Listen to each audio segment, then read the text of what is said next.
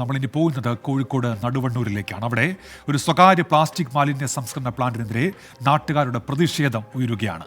ആരോഗ്യ പ്രശ്നങ്ങൾ രൂക്ഷമാകുമ്പോഴും സർക്കാർ നടപടി സ്വീകരിക്കുന്നില്ല എന്നാണ് പരാതി. നവകേരള സദസ്സിൽ ഉൾപ്പെടെ പരാതി നൽകി കാത്തിരിക്കുകയാണ് 100ഓളം കുടുംബങ്ങൾ. മന്തങ്കാവ് കേരഫഡ് വാണിജ്യ സമുച്ചയത്തിന് സമീപത്തെ ജനവാസ കേന്ദ്രത്തിലാണ് സ്വകാര്യ വ്യക്തി പ്ലാസ്റ്റിക് റീസൈക്ലിംഗ് യൂണിറ്റ് പ്രവർത്തിപ്പിക്കുന്നത്. ഇതിനെതിരെ നാട്ടുകാർ പ്രതിഷേധം കടുപ്പിക്കുകയാണ്.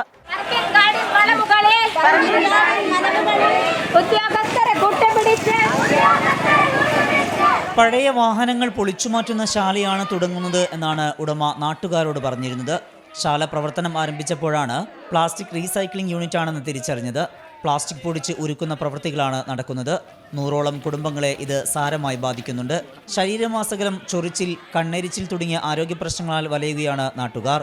അർബുദ രോഗികളും ഡയാലിസിസ് ചെയ്യുന്ന വൃക്കരോഗികളുമുണ്ട്.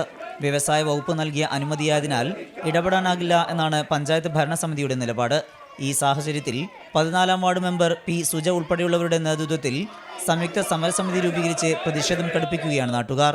തുടങ്ങി കുറച്ച് നാളുകൾക്ക് ശേഷം തന്നെ ഏറ്റവും തൊട്ടടുത്ത 1.5 മീറ്റർ വ്യത്യാസത്തിൽ വീട് സ്ഥിതി ചെയ്യുന്ന എനിക്കാണ് തുടക്കത്തെ അതിൻ്റെ അനുഭവസ്ഥ ആരോഗ്യ പ്രശ്നങ്ങൾ, അതായത് ചൊറിച്ചൽ, തലവേദന, കണ്ണിന് എരിച്ചൽ, അതേപോലെ തന്നെ മൂക്കിൽ എരിവ് കയറുക, ഭയങ്കര തലവേദന, ഉറങ്ങി എണീറ്റ് കഴിഞ്ഞാൽ രാവിലെ കണ്ണ് ഇറങ്ങിപ്പോകുന്നൊരു സാഹചര്യം. എല്ലാവർക്കും, വീട്ടിൽ മക്കൾക്ക്, ഭർത്താവിന്, എൻ്റെ അച്ഛന്, എല്ലാവർക്കും. പൊല്യൂഷൻ കൺട്രോൾ ബോർഡിനെയും വ്യവസായ വകുപ്പിനെയും കബളിപ്പിച്ചാണ് റീസൈക്ലിംഗ് യൂണിറ്റിന് അനുമതി നേടിയത് എന്നാണ് നാട്ടുകാരുടെ ആക്ഷേപം.